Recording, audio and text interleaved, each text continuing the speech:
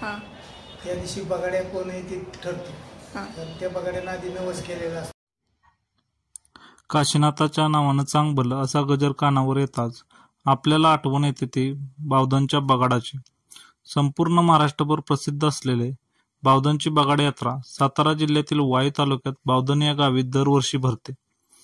तीच यात्रा आपण बघण्यासाठी बावधन या गावी चाललोय.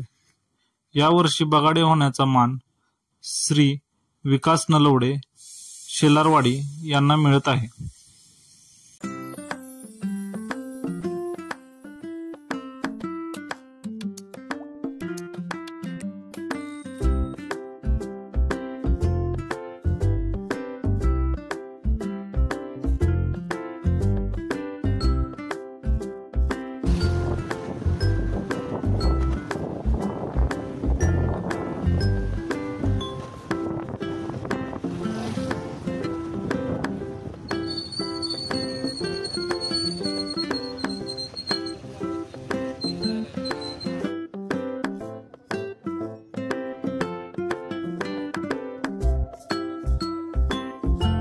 आज आपण आलेलो आहे भव्य दिव्य असा सोहळा बघण्यासाठी सातारा येथील बावधन बगाड यात्रेला.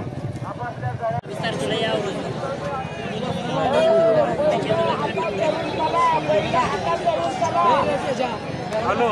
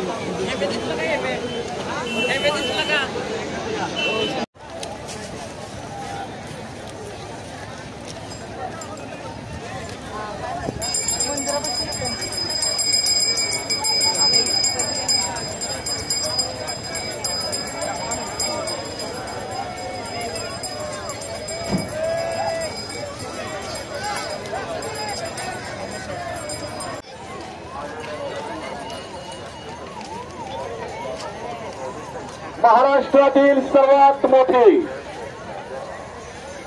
छत्रपती शिवाजी. बावधनच्या बगडाबद्दल थोडी माहिती द्या ना. बावधनच्या बगाडाचा होळी पौर्णिमेला कवल लागतो. त्या दिवशी बगाड्या कोण आहे ते ठरतो. तर त्या बगाड्यानं आधी नवस केलेला असतो. कोणाचा 20-25 वर्षाने येतो, कोणाचा 40 वर्षाने येतो. आणि मग त्या शिमग्या दिवशी कौलाला त्या बगाड्या तिथे मंदिरात बसतात. त्यानंतर जे 50-55 जण नवसवाले असतात त्यातून एक बगाड्या निवडला जातो. म्हणजे जेव्हा बगाडी येईल त्यानं मग 5 दिवस तिथं मंदिरातच थांबायचं. दररोज नदीला जायचं.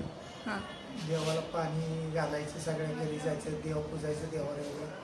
5 दिवस तो कार्यक्रम चालू असतो. आणि त्यानंतर छबिना दिवशी बघायच्या घरनं त्यासाठी पोशाख उडा, त्याच्या घरनं पोशाख वगैरे आणला की मग ती देवाचं लग्न वगैरे लागतं मंदिरात. आणि मग संध्याकाळी 10-10:30 वाजता छबिना निघतो. छबिना पहाटे 3-3:30 पर्यंत चालू असतो.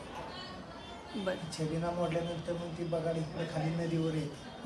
त्या बगाडाच्या पाठीमागे बगाड्या चालत पालखीच्या पुढे येत असतो. आणि इथं आल्या मग देवांच्या आंघोळा, बगाड्याची आंघोळ झाल्यावर बगाड्याला ते कपडे वगैरे घालायला देतात नवीन. आणि मग आम्ही तिथं त्या बगाडाला टांगला जातो. गावात 5-6 वाजेपर्यंत बगाडा पोचतो. मग त्याचा नवस